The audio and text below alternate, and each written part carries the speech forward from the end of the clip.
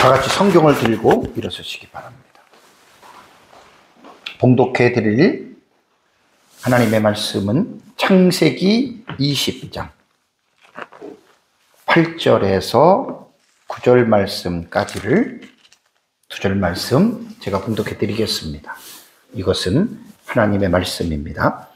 아비멜렉이 그날 아침에 일찍이 일어나 모든 종들을 불러 그 모든 일을 말하여 들려주니 그들이 심히 두려워하였더라. 아비멜렉이 아브라함을 불러 그에게 이르되 내가 어찌하여 우리에게 이렇게 하였느냐? 내가 무슨 죄를 내게 범하였기에 내가 나와 내 나라가 큰 죄에 빠질 뻔하게 하였느냐? 내가 합당하지 아니한 일을 내게 행하였도다 하고. 아멘. 네, 앉으시기 바랍니다. 창세기 19장에 소돔과 고모라 성의 심판 이후에 아브라함은 네게브 땅으로 옮겨서 가데스와 술 사이에 있는 블레셋 영토인 그랄 지방에 거류하게 됩니다. 그랄에 머문 아브라함은 부인 사라의 문제로 큰 위기를 겪게 되죠. 그 위기의 원인은 아브라함과 사라가 아비멜렉에게 자신들은 부부지간이 아니고 남매지간이다, 온누이지간이라고 말한 그 거짓말에서 사실 비롯되었습니다. 그래서 이 거짓말로 인해서 아브라함의 부인 사라를 아비멜렉 왕에게 빼앗기는 비극에 처하게 되지요. 바로 이때 아브라함이 처한 위기에서 하나님께서 즉각적으로 하나님이 개입하시죠. 이제 지난주에 제가 말씀을 전했던 내용입니다. 그래서 하나님은 이제 그 즉각적으로 개입하셔서 그 위기에서 아비멜렉이 사라에게 손을 못 대도록 하나님께서 이제 일을 또 막으셨습니다. 하나님께서 아브라함과 사라에게 베푸신 이 사건을요, 우리는 하나님 나라의 사상과 하나님 나라의 관점에서 여러분 우리는 이 사건을 이해를 알아야 우리가 이 사건에 대한 부분을 충분하게 여러분 우리가 이해를 할 수가 있습니다. 이 사건을요, 아브라함에 대한 이 사건을 도덕과 윤리적인 기준으로 만약에 우리가 이 사건을 본다면 뭔가 좀 하나님이 행하시는 일에 대해서 불의하다라고 여러분 우리는 항변할 수가 있습니다. 실제로 아비멜렉이 창세기 20장 4절과 5절에 우리 지난주에 설교할 때 말씀을 드렸지만 그 말씀에 보면 아비멜렉이 의아해서 하나님께서 항변하잖아요. 그죠?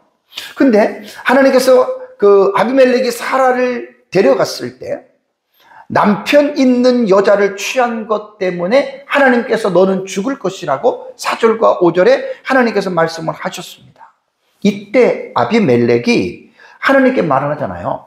주께서 의로운 백성도 멸하시나이까? 라고 하는 이 항변 속에는 나는 사실 큰 죄를 진 일이 없다는 거예요. 근데 왜 하나님이 당신이 나를 이 문제로 인해서 나를 죽이려고 하십니까? 라고 하는 여러분이 항변에 대한 이 말을 사실은 아비멜렉이 여러분 한 겁니다. 왜냐하면 하나님이 꿈속에 나타나서 뭐라고 했습니까? 너는 왜 남편 있는 여자, 그 사라를 너가 왜 취했느냐라고 하는 이 말이잖아요. 자, 여기에서 아비멜렉은 하나님 앞에 떳떳하게 무슨 말입니까? 라고 지금 하나님에게 지금 항변을 하는 거예요. 왜냐하면 아브라함이나 사라가 아비멜렉에게 우리는 부부지간이 아니다라고 말한 거예요. 엄밀한 엄정한 거짓말이죠. 왜? 그들은 부부지간이에요. 그러고 나서 이제 우리는 온누이 관계라고 말을 했는데 그 말은 틀린 말이 아닙니다. 설교 뒷부분에 제가 이 부분에서 말씀을 드리겠습니다. 그러니까 아브라함과 사라가 아비멜렉에게 분명히 부부지간이에요. 온누이지간, 남매지간이에요. 친남매입니다, 여러분. 그러면서도 이들은 부부가 됐잖아요. 그러니까 부부가 아니라고 한 것 때문에 사실은 아비멜렉이 하나님에게 항변을 한 겁니다. 그래서 이 사건은 도덕과 윤리적인 관점에서 이 사건을 우리가 보게 되면 하나님께서 행하신 그 행하심이 불의하다라고 우리는 생각할 수가 있는데, 하나님 나라의 사상과 하나님 나라의 관점으로 이 사건을 우리가 조망하면 하나님의 행위는 아브라함과 맺은 언약을 이행하시는 데 있어서 정당하고 의로우신 행위라고 하는 사실을 우리는 알 수가 있습니다. 지난주에 제가 이 부분에 대해서는 여러분들에게 좀 말씀을 드렸고, 이 언약적인 관계 속에서 우리가 이 사건을 봐야 된다라고 여러분들에게 제가 말씀을 드렸죠. 다시 제가 아브라함에 대한 내러티브에 대해서 말씀을 드리면, 아브라함의 내러티브는 창세기 12장 1절과 3절에서 시작이 되는 거예요. 그래서 창세기 25장에 아브라함에 대한 내러티브는 막을 내리는데, 아브라함에 대한 모든 내용들은 창세기 12장 1절과 3절을 기억하지 못하면 아브라함에 대한 이 스토리를 이해할 수가 없게 됩니다. 그래서 창세기 12장 1절과 3절에는 하나님께서 아브라함에게 나타나셔서 일방적인 언약입니다. 세 가지의 언약을 맺죠. 첫 번째는 내가 너에게 땅을 주겠다. 너와 자손에게 땅을 주겠다라고 말씀을 하시고, 두 번째는 너로 말미암아 너에게 자식을 주고 그 자식으로 말미암아 큰 민족이 되도록 하시겠다. 이게 두 번째 약속이에요. 세 번째는 하나님께서 너는 복의 통로가 되게 해주겠다. 그래서 너의 후손으로 말미암아 온 땅이 복을 얻을 것이라고 하는 말을 하면서, 너를 축복하는 자에게 내가 복을 내리고 너를 저주하는 자에게 내가 저주를 내리겠다라고 하는 이 세 번째 약속을 하나님께서 분명하게 여러분 아브라함에게 약속을 하신 겁니다. 그런데 오늘 여러분 창세기 20장에 들어오면 이 당시의 상황이 어떻게 전개가 되냐면, 아브라함 99세 때 일어나는 사건이잖아요. 그런데 아브라함이 사라를 통해서 자녀를 생산하지 못했습니다. 만약에 아비멜렉에게 사라를 빼앗겼다라고 여러분 가정해 보십시오. 어떻게 되죠? 창세기 12장 1절에서 3절에 말씀하신 하나님의 언약이 파기가 되는 거예요. 그러니까 이 부분을 잘 여러분들은 기억을 하셔야 됩니다. 사라가 만약에 아이를 낳고 그 아이로 말미암아 후손이 번식이 된 후에 만약에 이러한 상황을 닥쳤다라고 한다면 어쨌든 사라의 몸을 통해서 자녀를 생산했잖아요. 근데 지금 상황은 사라 나이 89세고 아브람 나이 99세임에도 불구하고 사라를 통해서 하나님이 약속하신 언약의 자식을 낳지 못했다는 거예요. 그래서 사실 이 아브라함이 자기의 부인 사라를 아비멜렉에게 빼앗긴 것은 아브라함보다 더 이 문제를 중차대하게 생각하시는 분이 바로 하나님이십니다. 하나님이 아브라함에게 맺은 12장의 그 언약 때문에, 그 언약이 위기에 처했기 때문에 하나님께서는 즉각 이 사건에 개입을 하셔서 아비멜렉으로 하여금 사라에게 손을 대지 못하도록 하나님이 막으셨다라고 지난주에 제가 그 부분에 대해서 말씀을 드렸고, 또 하나는 이 사건에 대해서 우리가 적용하는 부분에서 참으로 중요한 건데, 자, 신약시대의 우리 그리스도인들에게도 동일하게 연관이 되어지는 내용입니다. 그리스도인이라고 할 때에는 예수 그리스도의 십자가의 언약 안에 있는 자들이란 말이에요, 우리가. 자, 구약시대의 이스라엘 백성들이 아브라함 언약 안에 있었죠. 다윗과 솔로몬, 그 모든 이스라엘 백성들이 아브라함의 언약 안에 있는 백성이에요. 그 이스라엘 백성 외에는 언약 밖에 있는 외인들이라고 성경은 말을 하고 있습니다. 그리스도인들은 예수 그리스도의 십자가의 언약을 통해서 우리는 하나님의 자녀가 된 거예요. 우리가 십자가의 언약을 맺을 때 저와 여러분들이 우리의 구원은 우리의 선함이나 우리의 인간적인 노력에 의해서 우리가 구원을 받은 자들이 아니잖아요. 전적으로 예수 그리스도의 십자가의 은혜 100%입니다. 그 십자가의 은혜로 우리가 구원을 받아서 하나님의 자녀가 된 거예요. 그래서 이 십자가의 언약은 모든 언약, 그러니까 창조 언약부터 시작을 한다면 창조 언약과 그 다음에 제가 언약을 쭉 9가지를 여러분들에게 정리해서 말씀드릴 때 창조 언약, 행위 언약, 그 다음에 은혜 언약이라 그러죠. 구속 언약. 그 다음에 노아 언약에 대해서 말씀을 드렸고, 그 다음에 아브라함의 언약에 대해서 말씀을 드리고, 아브라함의 언약 다음에 나타나는 언약이 시내산 언약입니다. 출애굽기 19장 5절과 6절에. 그 시내산 언약 다음에 이어지는 언약이 바로 다윗 언약입니다. 다윗 언약 이후에 구약의 마지막이라고 볼 수 있는 언약이 어떤 언약이냐면 예레미야를 통해서 하나님께서 맺으신 새 언약입니다. 뉴 커버넌트예요. 그러나서 이제 구약 성경의 언약은 마치고 이 모든 언약들이 신약 시대의 예수 그리스도를 통해서 언약이 거의 다 여러분 성취가 돼요.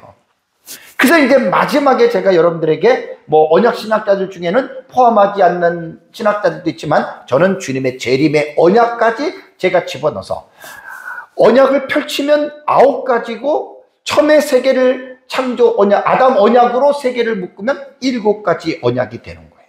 그래서 7대 언약의 봉우리에 대해서 여러분들에게 제가 몇 달 전에 설교를 하고 그 언약을 또 그 봉우리에서 지금 설교를 지금 이어나가고 지금 있는 겁니다. 그래서 십자가의 언약은 구약 시대에 맺었던 그 언약과 연속선상에 있는 언약이면서 구약 시대에 맺은 언약이 성취가 되는 거예요. 예수님의 십자가상에서. 이걸 여러분들이 잘 기억을 해야 됩니다. 아브라함에 대한 내용에 대해서 제가 지금 창세기 12장부터 많은 시간 동안을 여러분들에게 설교를 했는데요. 하나님이 아브라함에게 일방적으로 복을 주잖아요. 창세기 18장 19절 이전까지만 하더라도 하나님이 아브라함에게 일방적으로 복을 줍니다. 그게 한 약 24년 걸려요. 그러니까 아브라함이 우리와 똑같은 연약한 자이기 때문에 실수도 하고 넘어지기도 하고 죄를 짓잖아요. 그럼에도 불구하고 하나님은 그에게 무조건적인 복을 주십니다. 왜 그런다 그랬죠? 언약 때문이에요. 언약. 그리고 창세기 18장 19절에 하나님이 아브라함을 선택하신 목적을 75세의 아브라함을 콜링하시고 24년이 지난 후에 18장 19절에서 내가 왜 너를 선택한 줄 아느냐. 그때 말씀을 하시잖아요. 18장 19절에. 그래서 신약시대 여러분 우리가 착각해서는 안 되는 것이 우리가 뭐 하나님의 말씀을 순종하고 뭐 열심히 전도하고 기도하고 헌금하고 열심히 봉사했기 때문에 그것 때문에 하나님이 우리를 사랑하고 그것 때문에 하나님이 우리를 의롭게 여기신다는 생각을 한다면 대단한 착각입니다. 아브라함의 내러티브에서 분명히 우리가 배울 수 있는 거예요. 우리가 어떤 선한 행위를 하고 우리가 노력을 하고 우리가 잘났기 때문에 그것 때문에 하나님이 우리를 사랑하고 복을 주고 의롭게 여기신다고 생각하면 큰 오해입니다. 바로 예수 그리스도의 십자가의 그 은혜 때문입니다. 왜냐하면 십자가 상에서 하나님이 우리와 언약을 맺으신 거거든요. 예수님께서 내가 세상 끝날까지 너희와 항상 함께 하신다고 하는 그 모든 것들이 언약 속에 다 들어가는 거예요. 구약의 언약부터. 그래서 예수 그리스도를 믿는 자는 우리는 영적으로 아브라함의 자녀라라고 갈라디아서에서는 분명히 밝히고 있지 않습니까? 그리고 이방인인 우리였지만 우리가 예수 그리스도를 믿음으로 우리는 구약시대의 아브라함 언약 안에 있는 영적인 이스라엘 백성으로 여러분 우리가 편입이 된 거예요. 그래서 아브라함에게 주어주셨던 복을 이방인이지만 예수 그리스도를 통해서 우리는 그 아브라함의 복을 받는 복된 자들이 되었다는 거예요. 여기는 인간의 의나 인간의 노력이나 인간의 선함이 없습니다. 그래서 이런 부분들을 우리가 착각하지 말고 매일 예수 그리스도 때문에, 예수 그리스도의 이름으로 십자가에서 흘려주신 보혈의 공로로 우리는 늘 하나님 안에 나가고 하나님께서 우리에게 복을 주신다고 하는 이 사실을 여러분들이 믿고 살아가시기 바랍니다. 자, 그리고 나서 이제 지난주의 말씀과 이어지는 말씀이 조금 전에 봉독했던 8절과 9절의 말씀입니다. 8절의 말씀을 보면 아비멜렉의 반응이 나와요. 여기서 아비멜렉의 반응이라고 하는 말은 뭐냐면 지난주에 설교했던 3절에서 7절 말씀을 보면 하나님께서 아비멜렉에게 나타나잖아요. 사라를 데리고 갔어요. 처녀라고 하니까. 그래서 자기가 품으려고 데려간 거예요. 근데 하나님이 꿈속에서 나타나셔서 현현, 디아펀이라고 그러죠. 드리밍 디아펀이에요. 꿈속에 나타나셔서 하나님께서 아비멜렉에게 경고하십니다. 네가 왜 남편 있는 여자를 데려갔느냐? 너는 그 여자를 돌려보내지 않으면 내가 너를 죽일 것이다. 얼마나 여러분 아비멜렉이 놀랬겠습니까? 그러면서 8절을 보면 아비멜렉이 그날 아침에 일찍이 일어나 그랬습니다. 아비멜렉에게는 놀라운 사건을 경험한 거예요. 하나님이 어떤 분인지도 몰랐는데 꿈속에 나타나셔서 말씀하신 그 하나님을 경험하고 나서 아비멜렉은 일찍 일어나서 모든 종들을 불렀습니다. 자기 신하들이죠. 자기 신하들을 불러서 이제 하나님이 꿈속에 자신에게 전날 밤에 나타나서 말씀하신 이 사실을 여러분 지금 8절에 그 모든 일을 말하여 들려주니 그 말을 듣는 그들이 반응이 어땠습니까? 심히 두려워하였더라. 두려워했는데 매우더라고 하는 형용사는 아주 많은, 심이라고 하는 그런 뜻이에요. 아주 심히 두려워하였더라라고 하는 여러분 이 말씀이 나옵니다. 저는 8절 말씀을 세 가지의 의미 단위로 8절 말씀을 여러분 우리가 이해를 해야 되는데 가장 중요한 게 뭐냐면 첫 번째는 아비멜렉이 아침 일찍이 일어났다 그랬죠.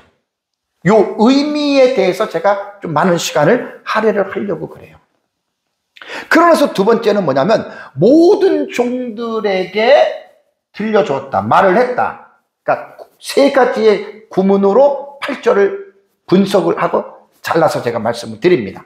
다음에 세 번째는 뭐냐면 그 결과, 그들이 심히 두려워하였더라라고 하는 이 말씀에 대해서 8절을 세 가지 차원에서 여러분들에게 말씀을 드리겠습니다. 자, 그러면 아비멜렉이 그날 아침에 일찍 일어났다라고 하는 말은 우리가 그냥 읽을 때에는 단순하게 시간적인 사실을 표현한 것으로 우리는 이해하죠.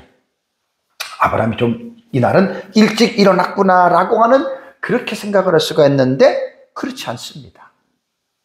우리말 성경으로 볼 때는 그것밖에는 우리가 받을 수밖에 없지만 히브리어의 원문으로 들어가서 구문론적인 의미로 들어가서 특별히 동사, 일어났다라고 하는 여러분 이 동사에 대한 의미를 잘 살펴보면 하나님께서 자신의 꿈에 나타나셔서 명령하신 그 말씀을 즉각 순종하기 위해서 아브라함이 일어났다라고 하는 그러한 뜻을 우리가 의미를 깨달을 수가 있어요.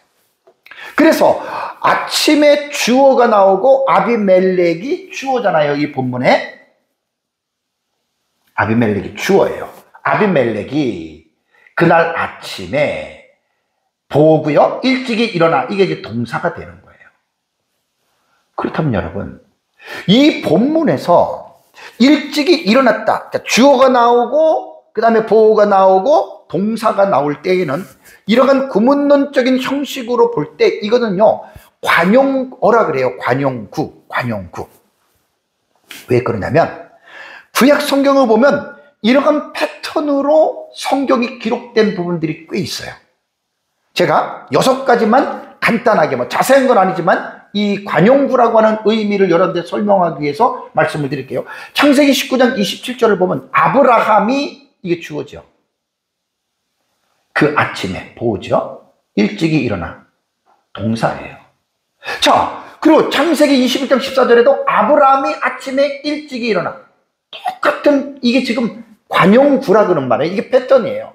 창세기 22장 3절에도 아브라함이 아침에 일찍이 일어났다. 출애굽기 24장에는 모세가 이른 아침에 일어났다. 내용은 생략을 합니다.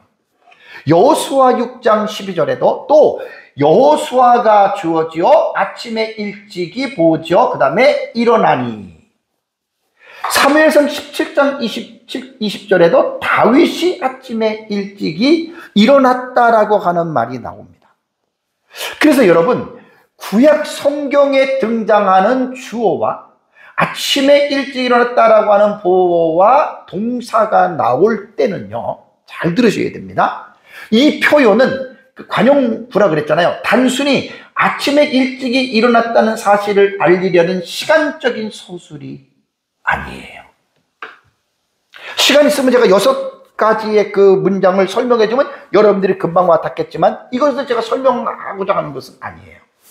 이 표현은 구약 성경에서 히브리어에 대한 이 그 문법적인 부분으로 볼 때에는요, 이게 반복적으로 사용됐죠. 아까 6개 더 있습니다. 이런 문장들이. 그렇다면 이 관용구라 그래요. 왜 이렇게 주어가 나오고 아침이 일찍이 일어났다라고 하는 이러한 패턴이 반복적으로 구약 성경에 여러 번 나올까요? 핵심은 이겁니다. 신적 명령에 대한 주저함 없이 즉각적이면서도 전적인 순종입니다. Absolute obedience예요. 전적인, 절대적입니다. 절대적인. 그러니까 단순하게 그냥 아침에 일찍 일어났다는 게 아니에요. 이 본문들을 잘 여러분 살펴보면 뭐냐면 신적인 명령입니다. 하나님이 반드시 말씀하셨고 전날에 하나님이 말씀하셨기 때문에 주저함 없이 아침에 일찍 일어나서 그 일을 순종했다라고 하는 이것을 여러분 강조하는 거예요. 그러니까 우리말 성경으로 볼 때에는 이렇게 찾아낼 수가 없어요, 거의. 오늘 제가 이제 히브리어 문법적으로 잠깐 여러분들에게 말씀을 드리면요. 우리말 성경은 주어가 먼저 나오고, 그 다음에 그날 아침에 보어가 나오고, 일찍 일어나 동사가 나오잖아요. 자, 히브리어의 문장의 어수는 달라요, 나라마다. 히브리어는 맨 처음에 나오는 품사가 뭐냐면 동사가 나오죠, 그죠? 그 다음에 주어가 나와요. 그 다음에 보어, 목적어라든가 이런 부사구라든가 이런 것들, 이게 히브리어의 문장의 특징이에요. 영어도 주어가 나오고 동사가 나오고 보어가 나오고요. 우리말은 주어가 먼저 나오고 목적어가 나오고 그 다음에 동사가 맨 끝으로 나오죠. 요 차이예요. 그래서 히브리어에 보면은 아비멜렉이 그날 아침에 일찍 일어났다라고 하는 말이 히브리어는 이렇게 읽는다 그랬죠. 그죠? 첫 번째가 와이 야스켐이에요. 이게 동사예요. 그가, 이게 3인칭 남성 단수이기 때문에 그가 일찍 일어났다 이렇게 되는 거예요. 이 문장이 먼저 나와요. 히브리어는. 주어는 다음에 주어가 두 번째 나오는데 아비멜레크 이렇게 나오잖아요. 그러니까 그가 일찍 일어났다. 누가? 아비멜렉이. 그가 아침 일찍 이렇게 되는 거예요.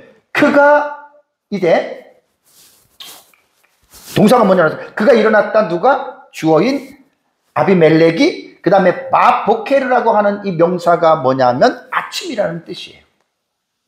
그러니까 문장의 어순이 우리말하고는 다르다는 말입니다. 자, 제가 지난번에 말씀드렸잖아요. 여러 히브리어하고 헬라어는요, 동사 언어라 그래요. 이 말은 뭐죠? 동사가 그만큼 문장에서 절대적인 위치를 차지하고 있는 거예요. 그래서 히브리어라든가 헬라어 같은 경우는 동사를 잘 우리가 이해를 하면 단순한 동사의 하나의 움직임의 이 표현인 것 같지만 그 안에는 6가지의 차원을 가지고 그 동사를 봐야 돼요. 시상, 그 다음에 태, 그 다음에 성수격 이런 거 있죠. 그러니까 6가지를 가지고 동사를 보면 너무너무나 그 동사 하나에 모든 내용들이 함축되어져 있어요. 그래서 동사 하나를 잘 풀면 그 동사에서 충분히 놀라운 사실들을 여러분 우리가 깨달을 수가 있는데, 지난번에 이거 기억나시죠? 여러분들에게 제가 히브리어를 가르치려고 하는 게 아니에요.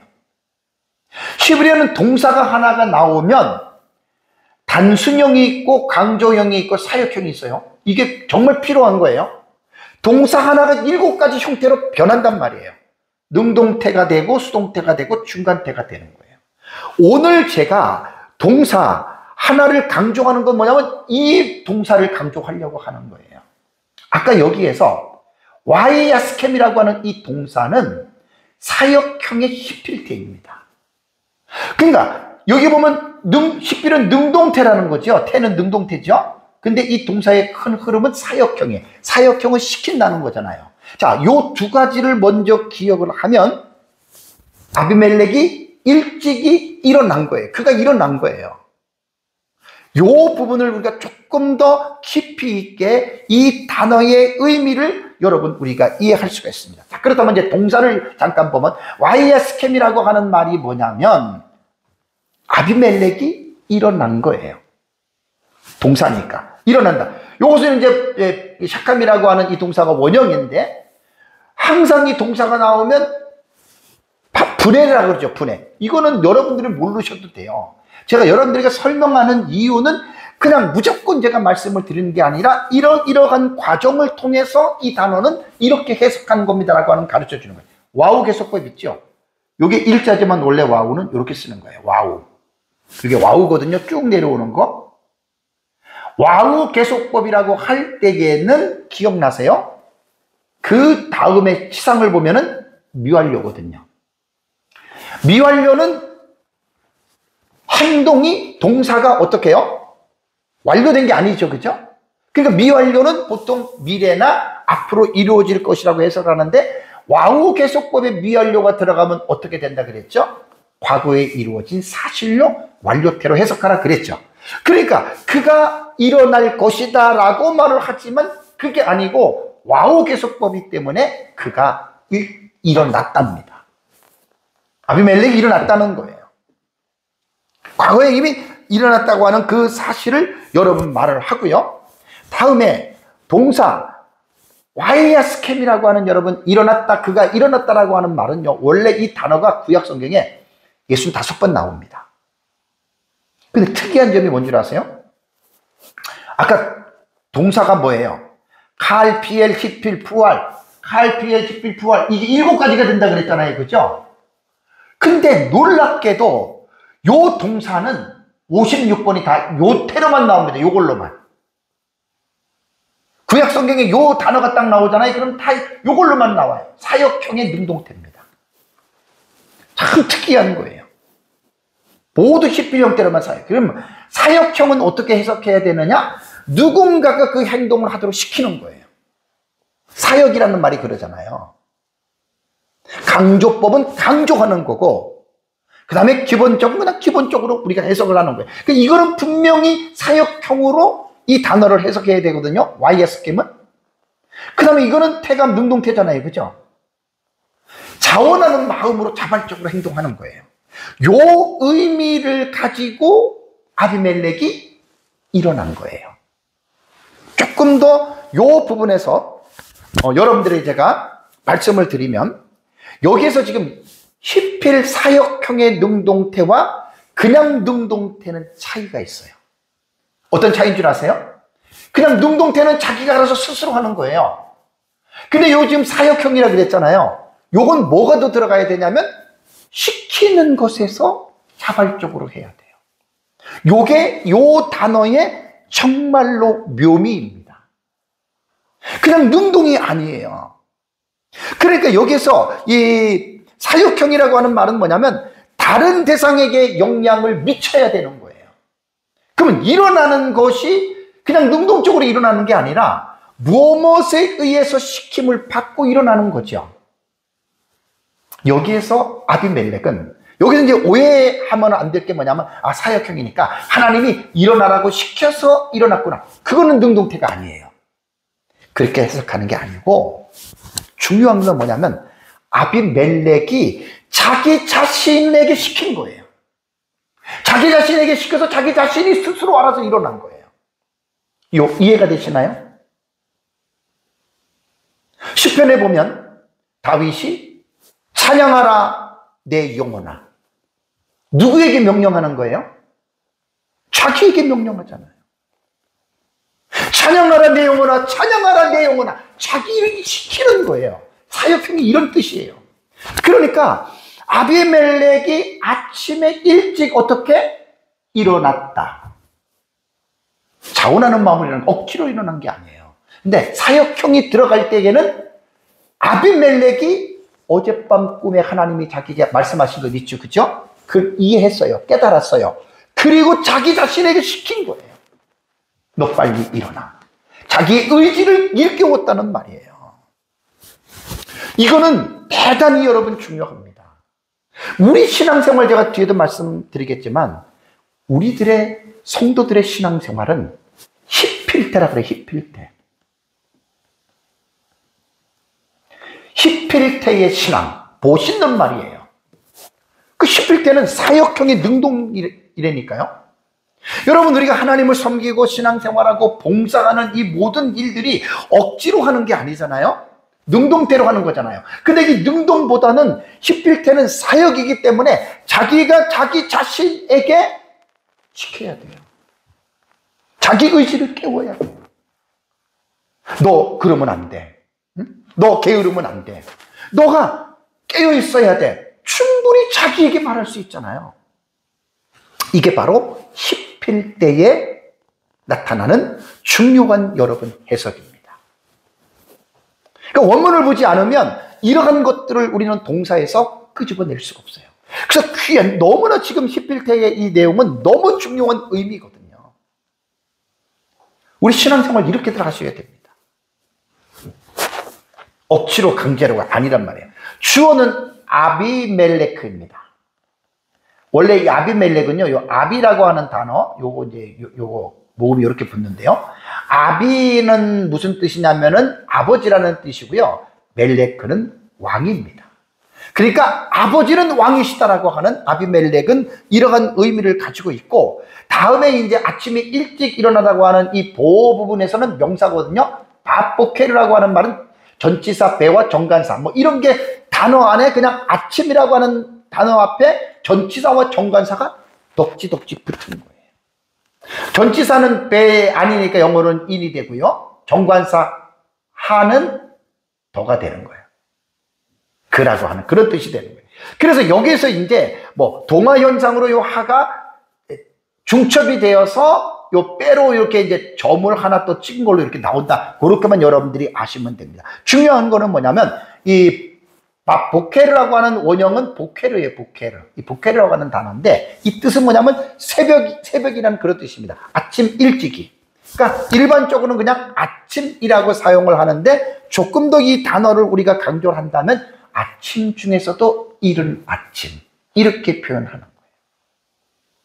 그래서 아까 아비멜렉이 아침에 일찍 일어났다. 그가 일어났다. 아비멜렉이 아침에라고 하는 요 관용어로 볼 때에는 단순히 시간적으로 일찍이 아니라 아까 제가 그 6가지 본문 말씀드렸잖아요. 더 있는데 하나님의 명령하신 직후에 곧바로 실행되는 새로운 행동의 시작점이다. 놀라울 일입니다. 그래서 아비멜렉이 아침에 일찍이 일어났다를 간단하고 단순하게 우리가 이 문장을 해석하면 안 돼요. 이러한 놀라운 의미들이 담겨져 있기 때문에 1차적으로 이러한 부분을 우리가 이해를 하면 이 말씀을 통해서 우리가 적용을 하는 거예요. 나도 나의 삶 속에서 하나님이 우리에게 말씀하시면 내가 즉각적으로 억지가 아니라 내 자신에게 내 의지를 깨워서 어깃장 놓지 않고 내 자신을 깨워서 나를 통해서 내가 그 일을 능동적으로 하나님의 말씀에 순종해야 되겠다. 요게 지금 아침에 일찍이 일어나라고 하는 요 의미라는 말입니다. 대단히 중요한 거예요. 그래서 원문에서 이런 의미를 깨닫지 못하면 이러한 것들을 본문에서 해석해낼 수가 없는 거예요. 이런 것들을 해석해내야 성도들이 우리도 그렇게 해야 되겠다라고 하는 적용을 여러분 받을 수가 있다라고 하는 말입니다. 그 다음에 8절에서 제가 두 번째 여러분들에게 말씀을 드리는 건 뭐냐면 모든 종들을 불러 그 모든 일들을 말하여 들려줬다 그랬죠. 그죠? 들려줬다. 그래서 종들에게 무엇을 말했냐면 3절에서 7절 그 말씀이에요. 전날 밤에 꿈에 아비멜렉에게 나타나서 이 여자 때문에 너는 죽을 것이다. 왜? 그 남편이 있는 여자다. 그러니까 아비멜렉이 무슨 말씀입니까? 나는 이 여자 남편이 없다 그래서 데려왔습니다. 근데 나를 죽이시다니요. 그럼 주님은 의로운 자도 멸하십니까? 항변한 거예요. 아까 말씀을 드렸잖아요. 그래서 이 말을 하고 나서 세 번째의 단락에서 그 말을 들은 종들의 감정이 두려워하였더라라고 하는 동사가 나옵니다. 와이일우라고 하는 여러분 이 동사는 기본 동사가 야레예요. 두려워한다는 말인데 이것은 와우 계속 미완료인데 이것도 와우가 들어갔으니까 그냥 완료용으로 두려워한 겁니다. 그럼 본문에서 말하는 두려움은 두 가지의 의미가 있습니다. 첫 번째는 하나님의 심판으로 죽음의 위험 앞에서 느끼는 두려움이 있습니다. 왜냐하면 이 여자를 내가 데려왔기 때문에 돌려보내면 내가 널 죽일 것이다. 두렵잖아요. 야레라고 하는 말은 첫 번째는 그런 의미고, 두 번째 의미는 그것과는 다른 거예요. 공포를 넘어서 뭔가 꿈속에서 자기에게 나타났던 신을 뵌 거 아니에요. 신을 만났고 그 신이 자기에게 죽을 것이라고 하는 말을 했기 때문에 이제는 죽음의 공포를 넘어서 자기에게 말한 이 하나님에 대한 경외하는 마음이 들어 이 두려움이에요. 우리가 여호와를 경외한다라고 하는 말은 사실 이 두 번째 거를 말을 하거든요. 하나님을 경외하는 거. 이건 이렇게 생각하면 됩니다. 이 경외라고 하는 설명은 어떻게 되냐면, 여러분 우리가 정말로 존중하는 사람이 있다고 생각해 보세요. 너무나 존경해서 감히 얼굴도 쳐다볼 수 없을 정도로 존경하는 사람이 있다. 그 사람을 만나면 우리가 어때요? 행동도, 자세도, 말도, 의상도 어때요 우리가? 조심하잖아요. 그렇게 생각하면 돼요. 이 경외라는 게. 여러분, 우리는 하나님을 경외하는 자들이 되어줘야 됩니다. 하나님을 가볍게 우습게 생각하면 안 됩니다. 그래서 아비멜렉이 자기 신하들에게 이 꿈에 있었던 이야기를 하니까 그 말을 듣고 다들 두려워하는 거예요. 여러분, 제가 가끔 여러분들에게 말씀드리죠. 하나님 우습게 생각하지 마십시오. 하나님 두려워하시면서 하나님 섬기세요. 하나님을 두려움이 없으면 그건 잘못된 겁니다.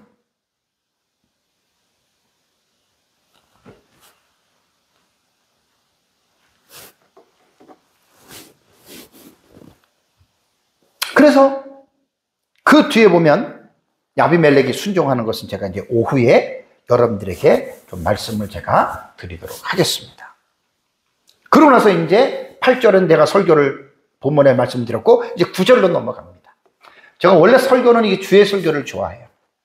한 절 한 절 단어 하나하나. 근데 이제 지난번에 14시간 동안 7주 동안에 이제 심판에 대한 설교는 이렇게 주의 설교 할 수가 없어요. 그땐 심판이라고 하는 테마를 가지고 설교를 했기 때문에 이렇게 못했는데, 이제 한 절을 가지고도 한 시간이 몇 시간도 할 수 있는 정도의 깊은 내용들이 많이 있거든요. 자, 이제 9절을 들어갑니다.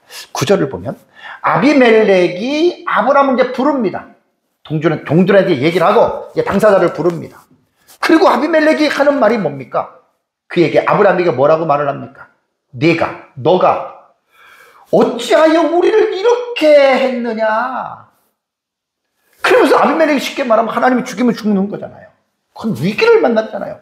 그러면서 이제 하소연을 합니다. 내가 뭔 죄를 너에게 범했기에 너가 거짓말을 시켜서 내가 너의 부인을 데려오게 하고 나와 내 나라가 큰 죄에 빠질 뻔하게 하였느냐?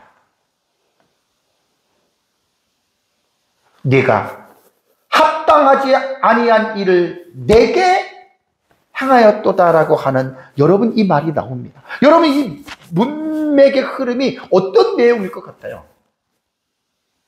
아비멜렉이 지금 아브라함에게 어떤 의미를 말하는 것 같아요? 좋은 의미일까요? 아닙니다. 책망하는 겁니다. 분명히 아브라함이 잘못했습니다. 그 잘못에 대해서 지금 따지는 거예요. 책망을 하는 거예요. 이것이 되게 중요한데, 아비멜렉의 책망의 내용을 문학적인 구조로 볼 때에는 도덕적 역전이라고 말을 합니다. 제가 오늘 오전에 설교 제목을 아비멜렉과 아브라함의 도덕적 역전이라고 했어요. moral reversal 이렇게 되는 거예요. moral reversal, 도덕적 역전. 리버설이라고 하는 이 영어 단어는 반전, 전도, 거꾸로 움직임, 역전, 뭐 이런 뜻이에요.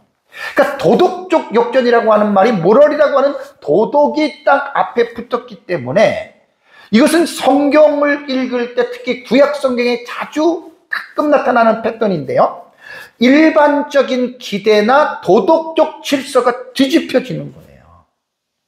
그러니까 이 내러티브 안에서 윤리적인 역할이 뒤집어져요. 여기까지 얘기하면 여러분들이 감이 오시죠? 그러니까 지금 보세요. 뒤에 하나님께서 아비멜렉에게 이제 오후 예배 때 제가 설교를 할 텐데, 아브라함을 하나님이 뭐라고 그러냐면 그런 선지자라고 얘기를 해요. 선지자는 누굽니까? 구약 성경의 선지자의 단어가 나비라고 하는 단어가 최초로 나타나는 장면이 창세기 20장이에요. 아브라함은 하나님의 선지자예요. 하나님의 사람이에요. 하나님의 선택을 받아서 하나님께서 할 말을 주고 그 말을 대신 전해주는, 그게 선지자거든요. 나비거든요. 하나님의 사람이라는 말이에요. 그런데 지금 이 장면을, 구절의 장면을 볼 때는 아비멜렉은 이방왕입니다.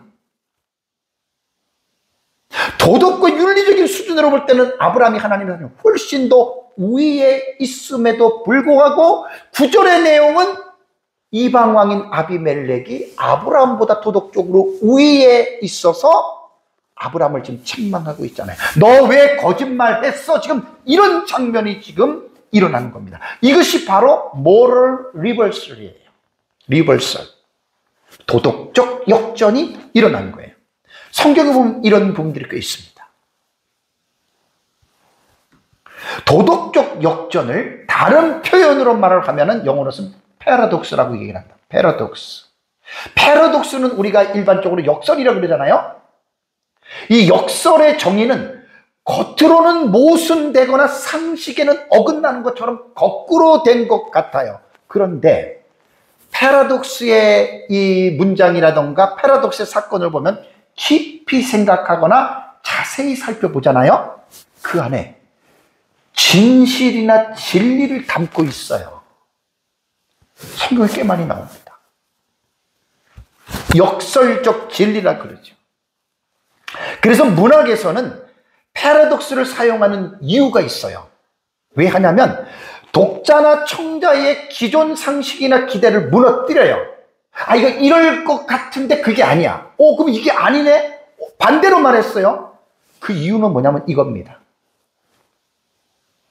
요거를 말하기 위함이에요. 더 깊은 진리를 깨닫게 하는 문학적 수단입니다. 그래서 패러독스에 대한 이 문장을 여러분 우리가 읽게 되면은 대부분 사람이 그냥 평범하게 사람들이 이해하고 있는 내용을 말하면 그냥 중요하게 생각하고 넘어가잖아요. 근데 이런 역설적인 패러독스의 어떤 이러한 텍스트를 딱 우리가 읽을 때에는 이거 아니네? 그걸 강조하기 위함이에요.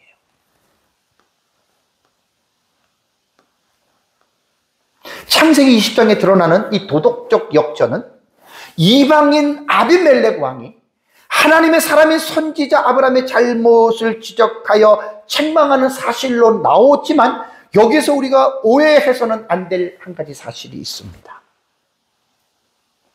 아비멜렉이 아브라함보다 도덕적인 지수가 월등하냐? 그건 아니에요. 여기서 그래서 오해하지 말라는 거예요. 하나의 사건으로 볼 때만 그렇다는 거예요.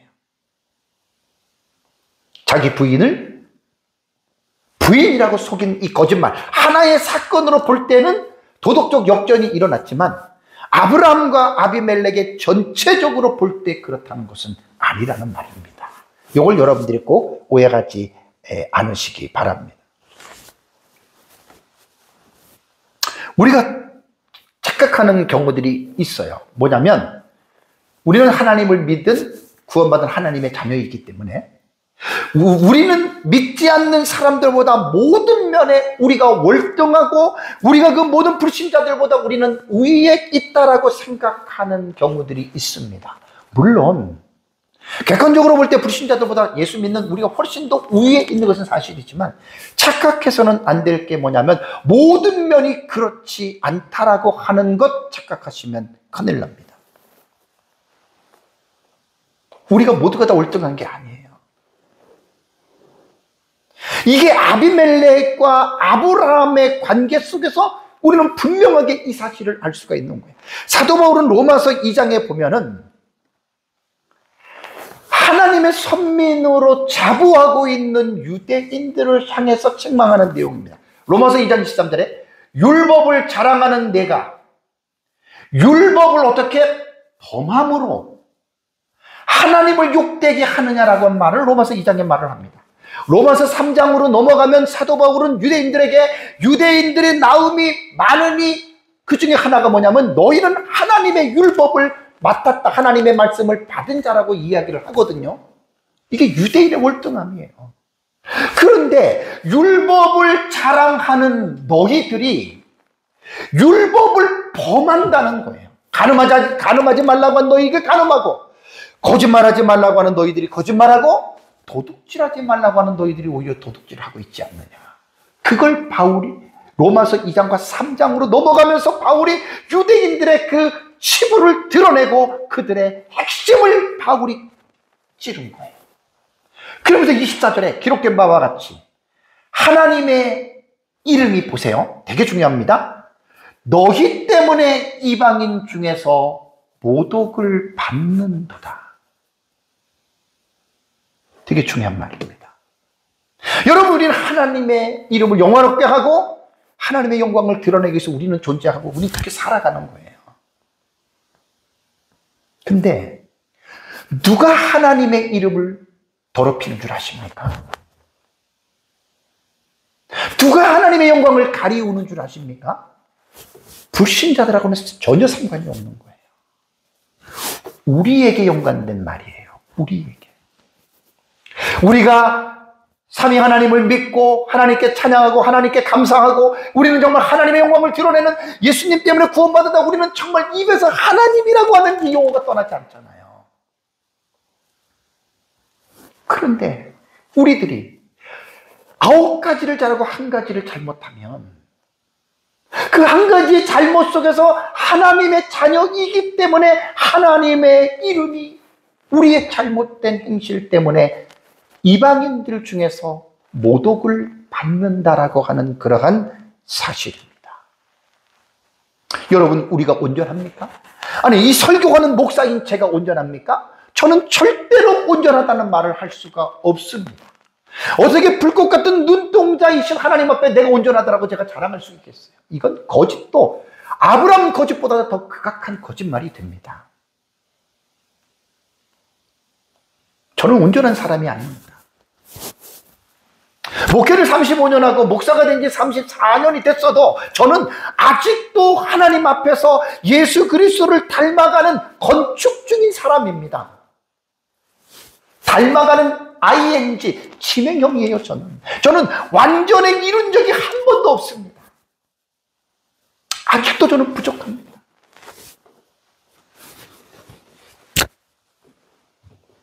저는 온전하지 않습니다.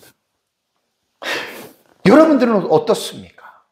여러분들은 온전하십니까?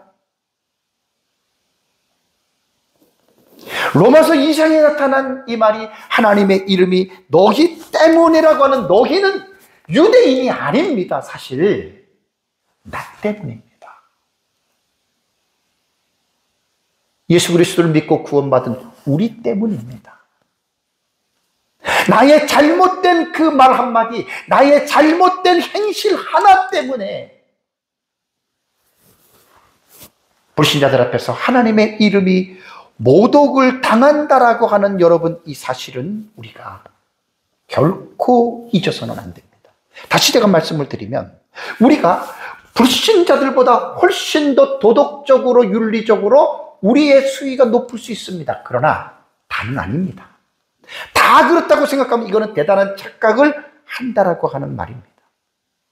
그래서 우리는 늘 깨어 있어야 돼요.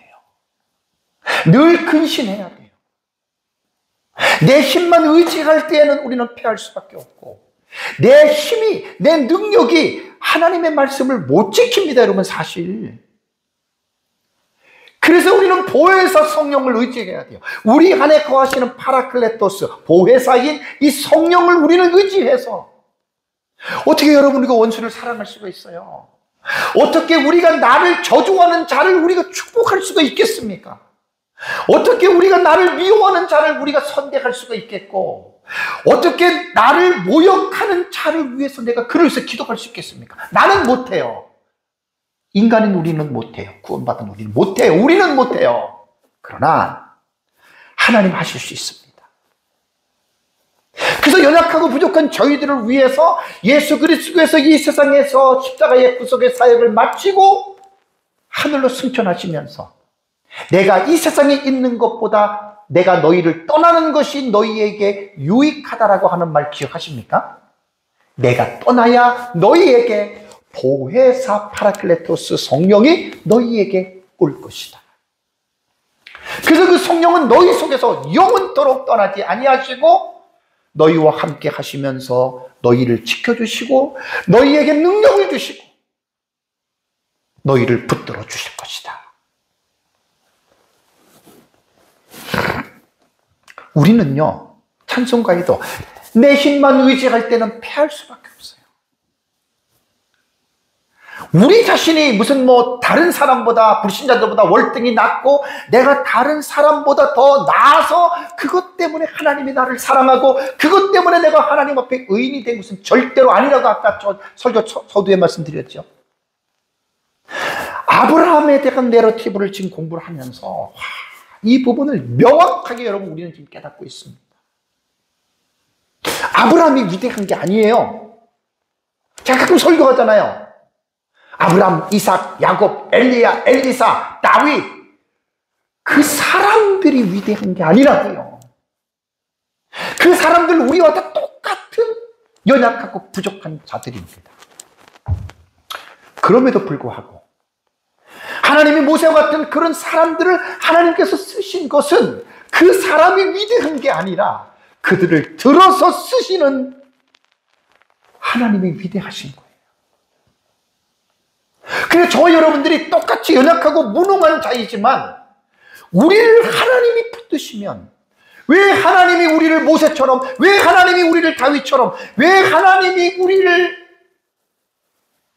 엘리사나 그런 사람처럼 쓰시지 않겠냐고요. 쓸 수 있어요. 그래서 그 모든 것들은 내게 달린 것이 아니라 하나님에게 달려있다라고 하는 사실을 여러분 우리는 깨달아야 됩니다. 그래서 우리는 하나님과의 관계를 정상적으로 계속 가져야 돼요. 하나님은 어떤 사람을 사랑하느냐? 우린 부족하고 연약하지만 정직하고 진실하고 기도하고 말씀 보고, 그거는 그것 때문에 그런 것이 아니라, 왜냐하면 이 부분은 되게 중요한 거예요. 하나님의 주권과 인간의 책임 문제예요. 이거 정리 안 되면 예수님 아무리 100년을 믿어도 혼란 가운데 살아갑니다. 하나님의 주권 100%입니다. 그럼 하나님의 모든 걸 하시면 인간은 뭐예요? nothing이에요? 아무것도 없어요? 그건 하나님 모르는 사람이에요. 하나님의 주권을 100% 믿으면 인간이 해야 할 책임도 100%로 해야 된다는 말이에요. 이게 하나님 올바르게 아는 사람이에요. 왜? 하나님은 아담과 하와를 창조하셨을 때 어떤 존재로 창조하신 줄 아십니까? 책임적인 존재로 창조하신 거예요. 그래서 하나님의 주권과 인간의 책임은 똑같이 100%로 양쪽을 강조해야지, 어느 한쪽을 강조하고 어느 한쪽을 낮춰버리면 기울어진 하나님에 대한 지식을 갖게 됩니다. 아까는 제가 하나님의 주권적인 차원에서 내가 노력하고 내가 선하고 내가 의로워서 한 것이 아니다라고 하는 말은 그 인간의 본질적인 부분이에요. 그렇다고 해서 그러면 내가 그런 존재이기 때문에 가만히 앉아서 있으면 하나님 나를 쓰시겠냐? 그거는 또 아니라는 거예요. 반대편의 인간의 책임으로 볼 때는 성경에 나오잖아요. 겸손해라, 정직해라, 진실하라. 그게 인간이 해야 될 책임적인 부분이에요. 이 부분을, 밸런스를 균형 잡아서 나가는 것이 이게 얼마나 어려운 줄 아세요? 이 하나님의 주권과 인간의 책임이, 이거는 옛날부터 지금까지 신학적으로도 정립이 안 돼서 칼빈주의가 있고 알미니안주의가 있는 거예요. 신학도 이게 정리가 안 됐어요, 지금. 그러니까 우리는 개혁신학 입장에서 성경을 가장 균형적으로 올바르게 보는 것은 하나님의 주권도 100%, 인간의 책임도 100%, 이 두 개가 완벽하게 믹서가 돼야 성경을 가장 올바르게 정리하는 사람이 될 수가 있습니다. 참 어려운 주제지만 계속해서 제가 이 주제를 거듭 여러분들에게 지금 강조하고 있습니다. 사랑하는 성도 여러분, 그랄 왕 아비멜렉은 하나님을 믿는 사람이 아니었습니다. 아비멜렉이 아브라함의 아내 사라를 빼앗아 갔을 때 하나님께서 직접 개입하셔서 그의 꿈속에 나타나셔서 아비멜렉을 꾸짖으십니다. 돌려보내지 않으면 너는 죽을 것이야. 그래서 아비멜렉이 아침에 일찍이 일어났다라고 하는 말, 요 관용어라 그랬어요? 관용두라 그랬어요? 다시 설명을 안 합니다. 즉각적으로 순종하잖아요. 그래서 동사 와이아스켐이라고 하는 단어는 시필형이라고 그랬잖아요. 시필은 뭐냐면 사역형 능동태예요. 아까도 말씀드린 대로 우리의 신앙생활은 시필형으로 하셔야 돼요. 제가 태를 말하면 중간태를 여러분들에게 강조했죠. 중간태는 동사의 그 꼴이 태어나기를 수동태로 태어나요. 헬라어 같은 경우는. 근데 뜻은 수동태가 아니에요. 능동태로 해석하라는 게 그게 중간태라는 뜻이에요. 중간태의 해석의 묘미가 뭐지요? 자기 자신을 위해서 자기가 스스로 그 일을 억지가 아닌 스스로 자원하는 마음으로 하는 것이 그 중간태의 의미예요. 그래서 제가 전에도 헬라어를 신약 본문을 설교할 때 우리의 신앙은 중간태의 신앙을 가져야 된다라고 여러분들에게 말씀을 드리고, 물론 히브리어에도 중간태가 있어요. 히트파일 같은 경우는 중간태예요. 그러나 시필형 같은 경우는 사역형 능동태라고 하는 거, 요거 정말 대단히 중요한 아주 핵심적인 의미가 담겨져 있어요. 그래서 신적인 즉각적 순종이라 그랬잖아요. 신적인 즉각적인 순종을 할 때 관용구로서 구약 성경에 이런 패턴이 많이 나오기 때문에 우리가 신앙생활을 여러분 억지로 그냥 막 여러분 우리가 하는 게 아니에요. 기도생활, 뭐 봉사생활, 헌신하는 거, 뭐 헌금하는 거 억지로 그게 아니고 하나님의 말씀이 우리에게 명령형으로 기록되어 있잖아요. 하라, 하지 말아라. 시필은 사역형이라 그랬죠? 나 스스로 하는 게 아니에요. 나에게 내 의지를 어떻게 깨우라는 거예요. 마치 구약성경에 찬양하라, 내 영혼아 자기 자신에게 찬양하라고 명령한 것처럼 시필 때는 사역형은 그런 뜻이에요. 나를 깨우세요. 남이 아니라 나를 시키세요. 너 그러면 안 돼. 너 깨어야 있어야 돼. 너 정말 겸손해야 돼. 자기를 깨우는 이 사역형이란 말이에요. 그리고 능동적으로 기쁨과 즐거움으로 우리가 하나님을 섬기는 것이, 이것이 시필 때의 동사의 의미입니다. 마지막으로 도덕적 역전이라고 하는 모럴 리버설이라고 하는 도덕적 역전에 대해서 여러분들에게 말씀한 거는 저도 여러분도 꼭 기억하셔야 됩니다. 우리가 불신자들보다 도덕과 윤리적인 수치가 높기는 하지만 그러나 모든 면에서 우리는 완전한 자가 아니다라고 하는 거, 저나 여러분들 겸손해야 됩니다. 지금 대한민국 상황을 보면 세상이 교회를 염려하는 시대가 되었잖아요. 이게 바로 도덕적 역전이 일어난 거예요. 이 도덕적 역전을 부정적으로 보지 말고 하나님께서 자기 백성에게 경고하시는 은혜로 여러분 우리는 받아들여야 되고, 하나님은 당신의 언약 백성을 결코 방치하지 않으시고 때로는 이방인의 입술을 통해서 택한 백성들을 책망해서 바른 길로 걸어가게 하신다라고 하는 이 사실을 저와 여러분들이 잊지 마시고, 이런 도덕적 역전도 기쁨과 즐거움으로 잘 받아들여서 인생의 나그네 여로 속에서 자만하지 말고 늘 깨어 근신하면서 하나님의 영광을 위하여 살아가시기를 주님의 이름으로 축복합니다. 우리 다 같이 함께 기도하겠습니다.